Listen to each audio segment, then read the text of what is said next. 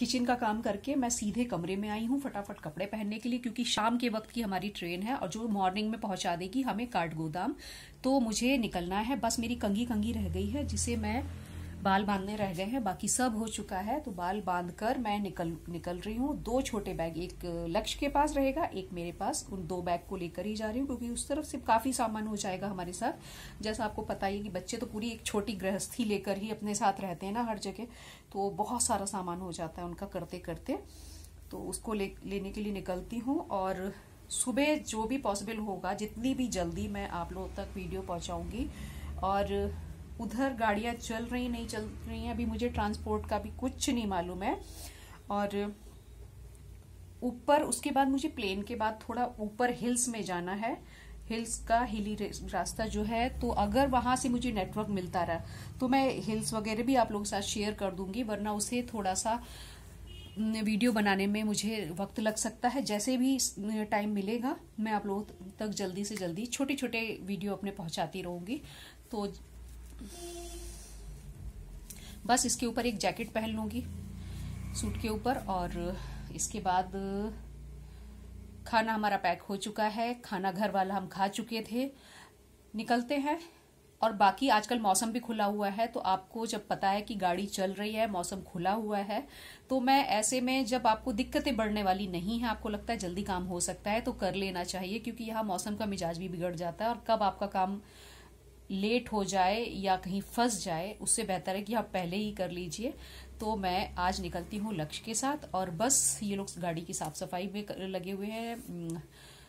कबीर जाएंगे हमें छोड़ने, जो अंदर तक नहीं जाएंगे, मेन रोड पर छोड़ देंगे, अंदर हमें ही जाना होगा। मालूम नहीं कितना कैसे जाना हो रहा है अभी, तो चले जाएंगे जैसा भी है। टिकट तो आसानी से हो गया था हमारा, कल ही कराया है। तो और वापसी का भी नहीं कराया है। वापसी का क्योंकि काफी सामान रहेगा, वापसी में हमें ट्रेन मिलेगी नहीं मिलेगी कुछ पता नहीं है, क्योंकि पहले हमें प्लेन में आना होगा, फिर ट्रेन पकड़नी होती है, और ट्रेन में लगेज लेकर चलना उतना पॉसिबल नहीं होगा। तो वापसी में जैसा भी होगा, टैक्सी या बस के जरिए हमें मतलब अपना सफर तय करना होगा। तो दोनों में से जो भी ऑप्शन ठीक लग रहा होगा उस हिसाब से हम करेंगे। और फिलहाल तो ट्रेन का सफर है, तो आप लोगों के साथ वही कंटिन्यू करने वाली हूँ। चलिए, खुद को हैप्पी जर्नी आप लोग भी हैप्पी जर्नी बोल दीजिए। और ठीक रहिए, मस्त रहिए, स्वस्थ।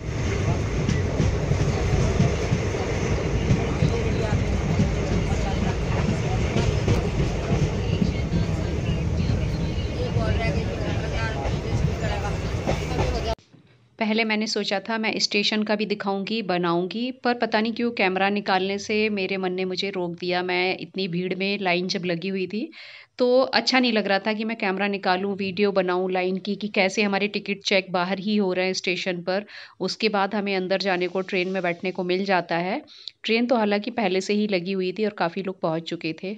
तो मैंने कहा चलिए कोई बात नहीं, जब मैं अपनी सीट पर बैठूंगी उसके बाद थोड़ा सा बाहर का नज़ारा दिखाऊंगी, और इस बीच ही आप लोगों के साथ सारा कुछ शेयर करती चलूंगी। और इस वक्त बस मैं बैठी हूँ, कैमरे को देख रही हूँ, क्योंकि मुझे पता नहीं क्यों अजीब ही लग रहा है। आगे पीछे लोग बैठे हुए हैं, तो बात उनके सामने मुझे अभी हिम्मत सी नहीं आ रही है कि मुझे बोलना चाहिए, कुछ दिखाना चाहिए या नहीं। मेरी अभी इतनी आदत नहीं हुई है, तो इस वजह से मैं बोल भी नहीं पा रही हूँ और सिर्फ बाहर बाहर के आप लोगों को दिखा रही हूँ। तो ये शायद था हरिद्वार आने से पहले वाली जो रेंज पड़ती है जंगल की। अच्छा लगता है देखकर जब ट्रेन वहाँ से गुजरती है। इस तरफ हाथी भी काफ़ी पाए जाते हैं। ये वो वाला घना जंगल है, काफ़ी सुना है, न्यूज़ में भी निकलता है। तो वही सब मैं दिखा रही थी। देखिए कितना घना जंगल है, और अच्छा लग रहा है जब काफ़ी दिन के बाद आप सफ़र करते हैं और इतनी ग्रीनरी देखने को मिलती है। तो थोड़ी देर पहले लक्ष्य भी बैठकर बात ही कर रहा था, फिर मुझे याद आया, अरे आप लोगों के लिए थोड़ा सा वीडियो तो बना लूँ मैं, कम से कम मैंने स्टेशन पर भी नहीं बना पाया और ट्रेन में भी बैठ गई, तो थोड़ा तो बनता है कि यहाँ का मैं दिखा दूँ कि रूट इस तरह से चल रहा है। और बस सिटिंग वाली उसमें ही मुझे मिला है।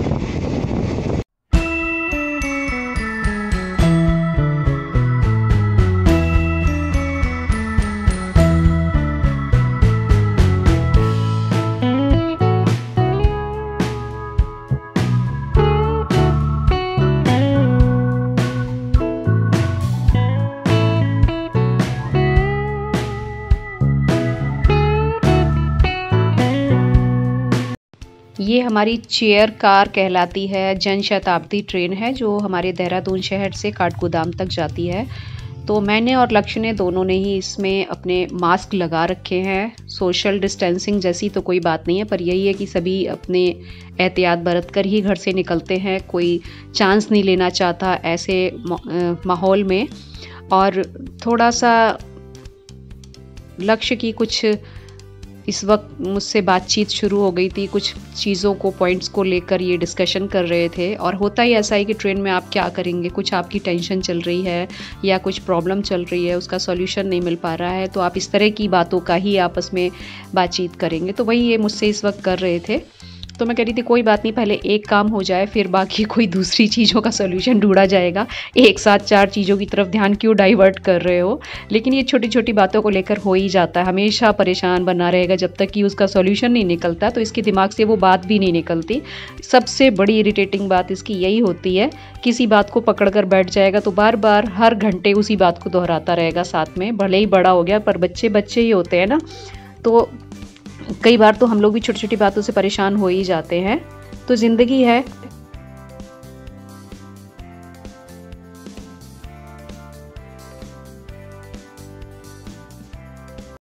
बातें भी चल रही हैं, सफ़र भी चल रहा है, दोनों ही एंजॉय किए जा रहे हैं। तो हरिद्वार आने ही वाला है। इससे पता चल जाता है जब ये टनल पड़ती है और इसमें अंधेरा छा जाता है पूरी ट्रेन में। ये आप देख सकते हैं बिल्कुल ब्लैकआउट हो गया है और इसके ख़त्म होते ही पता चलता है कि अब हरिद्वार स्टेशन आने वाला है। मतलब काफ़ी हम करीब हैं स्टेशन से। तो वही मैं दिखा रही हूँ कि टनल भी आपको पता होनी चाहिए कि जब कभी आप हरिद्वार की तरफ आएँ तो ये टनल अक्सर आपको हमेशा आते जाते मिलती ही है। और अब हम आ चुके हैं हरिद्वार स्टेशन पर। तो गाड़ी यहाँ पर 5 से 10 मिनट रुकती भी है। और हरिद्वार का स्टेशन देखिए बिल्कुल खाली पड़ा हुआ है इस टाइम, कोई भी नहीं है। कुछ है सिर्फ वही ज़रूरी लोग प्लेटफॉर्म पर भेजे जा रहे हैं चेकिंग के दौरान, जिनके पास रिजर्वेशन दिखाना है, जिनको दिखा दिया है। सिर्फ उतने ही लोगों की एंट्री होती है स्टेशन पर, बाकी लोगों की एंट्री नहीं होती है। तो इस वजह से सारे स्टेशन आपको सिर्फ यात्रा करने वाले यात्रियों से ही भरे मिलेंगे। अदरवाइज सारा कुछ इस तरह सुनसान खाली पड़ा रहता है। तो हरिद्वार स्टेशन भी कुंभ नगरी होने की वजह से, तीर्थ स्थल होने की वजह से हमेशा भरा रहता था, लेकिन अब ऐसा कुछ नहीं देखने को मिलता। तो वो मैं इसी वजह से दिखा रही हूँ कि अगर आप यात्रा पर निकलते हैं तो इस तरह का सूना सूनापन अब आपको दिखेगा स्टेशन पर। लगभग हर स्टेशन का यही हाल हो रखा है। देहरादून स्टेशन का भी सेम यही हाल था। सिर्फ वही अंदर जा पा रहे थे जिन्होंने रिजर्वेशन या टिकट ले रखे थे, और चेकिंग बाहर हो जाती है, लाइन लगाई जाती है। लाइन में आपको वहीं बाहर में ही टिकट चेक कर लिया जाता है, उसके बाद आपको एंट्री दे दी जाती है। तो सेम वही हाल यहाँ पर भी है। ये देखिए हरिद्वार स्टेशन है, तो इस जगह पर भी बिल्कुल यात्रियों की आवाजाही ना के बराबर है। जो हमेशा स्टेशन फुल रहा करते थे बिल्कुल भीड़ भाड़ से, चकाचौंध से, तो सब कुछ खाली दिख रहा है इस वक्त। गिने चुने लोग ही हैं जिनकी ट्रेन आने वाली हैं, या जो अभी यहाँ आकर उतर गए हैं ट्रेन से, वही शायद आपको नज़र आएंगे।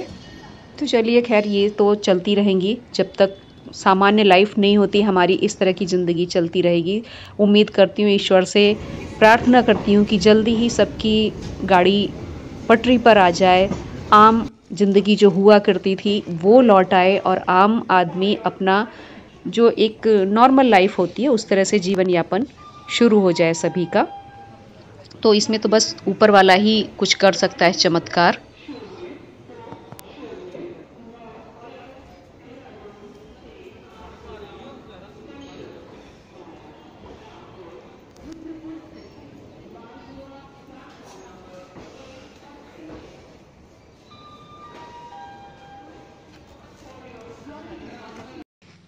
खाली पड़े स्टेशन देखकर यहाँ पर लक्ष्य को एक डाउट हुआ कि मैं अपने फ्रेंड को फ़ोन मिलाता हूँ जो कि काठगोदाम के पास ही रहता है। उसके फादर रेलवे में काम करते हैं। तो हमारा पहले ये प्लान था कि हम काठगोदाम पहुँचकर 1-2 घंटे वेटिंग रूम में ठहरेंगे, वहीं पर चाय नाश्ता लेकर फिर आगे सफ़र जारी रखेंगे। पर उसने बताया कि वेटिंग रूम में किसी को ठहरने नहीं दिया जा रहा है, आप नहीं रुक सकते हो। तो उसने कहा तू मेरे घर आ जा, यहाँ पर ही फ्रेश वगैरह होना, चाय नाश्ता करके मैं भी साथ चलूँगा क्योंकि उसे भी कॉलेज की तरफ जाना है। तो हमारा प्लान यही बना कि साथ में ही हम उसके घर जाते हैं। पहले 2-2.5 घंटे निकालेंगे यहाँ से, फिर ऊपर का रास्ता जारी रखेंगे। तो देखिए यहाँ की खूबसूरती, चारों तरफ रौनक है, पहाड़ शुरू हो चुके हैं और आप जैसे जैसे ऊपर जाते हैं बहुत सुंदर सुंदर सीन देखने को मिलते हैं पहाड़ों में। आपको फेमस है ही यहाँ की रौनक, ठंडक, सब कुछ, और शांति बहुत मिलती है। तो बस हम जा रहे हैं उसके घर की तरफ, कुछ देर मिलेंगे और उसके बाद मैं मिलती हूँ आपसे नेक्स्ट वीडियो में। तब तक के लिए have a nice day, bye bye. अच्छे अच्छे वीडियो देखने के लिए और एंजॉय कीजिए मेरे वीडियो।